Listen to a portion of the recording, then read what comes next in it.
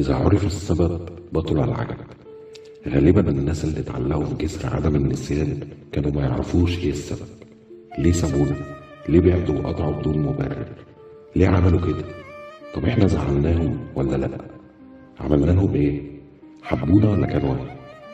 السنين اللي بتعدي بتفضل حجزهم ورا صورة عالي، وسؤال واحد بيتكرر يوميا مش لاقيين له اي اجابة. ليه؟ ليه بنرتاح من نهايات الروايات والافلام الحزينة حتى لو عيطنا واتحرقت قلوبنا من قسوة النهاية؟ طب ما سألناش نفسنا ليه بنتخطى الحزن بعد الموت مهما الحزن طول؟ لأن اللي مات نهايته اتعرفت ومكانه موجود، وفرصة الرجوع ما بقتش ممكنة خلاص.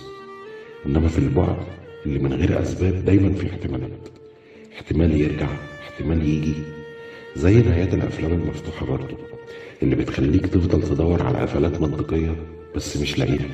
غالبا الناس دول لما بيلاقوا إجابة لأسئلتهم بيحطوا النهاية وبيقفلوا الحكاية ويقدروا يكملوا. بعد إذنكم ما تسيبوش حد في حيرة وهو حاسس إنه ما كانش كفاية أو كان غير مرغوب فيه.